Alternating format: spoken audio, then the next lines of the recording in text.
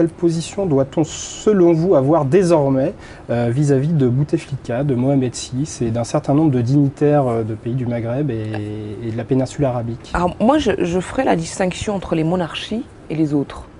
Le cas du Maroc, par exemple, la légitimité du roi du Maroc est incontestable. C'est un roi.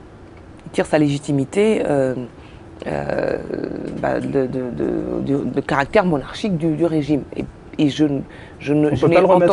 n'ai entendu, c'est un roi, c'est un régime chérifien, je n'ai entendu aucun manifestant au Maroc ou des associations, des ONG remettre en cause la légitimité de la monarchie.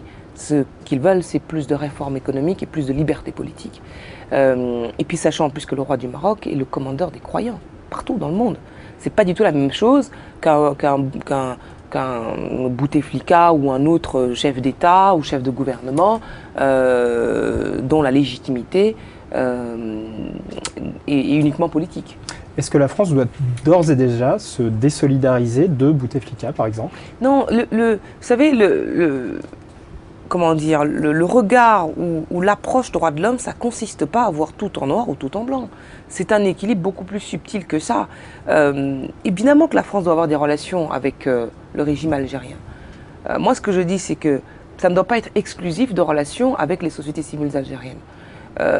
C'est ça qui m'importe. Donc il faut aussi que nous développions, que nos ambassades reçoivent sur le terrain cette société civile-là, ces hommes et ces femmes qui demandent des libertés. Il ne s'agit pas d'appeler au départ de qui que ce soit ou de choisir le remplaçant. Il s'agit de soutenir ces sociétés, de les accompagner, d'être à leur côté quand ils sont emprisonnés arbitrairement, quand ils sont torturés, quand il y a des disparus, quand leurs droits et leurs libertés ne sont pas respectés, et avoir une parole forte dans ce domaine. Mais c'est au peuple arabe de choisir leurs dirigeants.